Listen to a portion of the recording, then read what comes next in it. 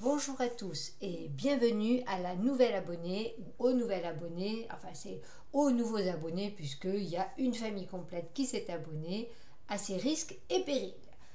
Donc ce soir une petite vidéo super importante parce qu'elle concerne les chiottes, qu'on peut appeler aussi les toilettes, les WC, les pipi rooms, ou aller au trône ou aux latrines. Alors latrine c'est un peu vulgaire mais on peut le dire aussi, et le trône ça fait un peu royaliste donc ça ne se dit plus vraiment. Le trône c'est parce que quand vous êtes assis vous trônez au-dessus de vos cacas. Donc ça y est, je commence à rigoler, ça c'est mal parti.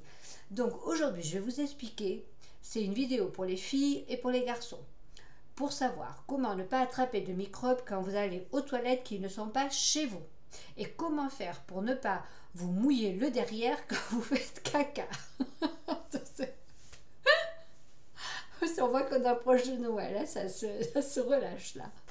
Donc, quand vous allez aux toilettes, quand c'est pas chez vous, il ne faut jamais s'asseoir les fesses sur la cuvette ou sur les toilettes eux-mêmes. C'est plein de microbes, on ne sait pas si celui ou celle qui est passé avant, il a la petite vérole ou une maladie contagieuse, vous l'attrapez par le derrière et après vous êtes malade. Donc, avant de vous asseoir, même si vous avez très envie de faire caca, vous serrez les fesses et vous mettez du papier toilette tout autour de la cuvette bien posé dessus et après seulement vous pouvez vous asseoir. Avant de vous asseoir, si vraiment c'est caca que vous voulez faire, à ce moment-là, il faut que vous mettiez dans le fond de la cuvette des WC du papier toilette. Parce que, je vous explique, si vous mettez au bord de la cuvette, quand vous allez faire caca, ça va tomber contre la paroi de la cuvette. Et quand la chasse d'eau va partir, ça va quand même laisser plein de traces de caca et il faudra nettoyer avec la balayette, ce qui n'est pas agréable. Donc, il faut vous mettre au milieu du trou des WC et lâcher votre crotte. Mais si c'est une grosse crotte qui fait un gros plouf, ça va déborder et ça va vous mouiller toutes les fesses. Donc,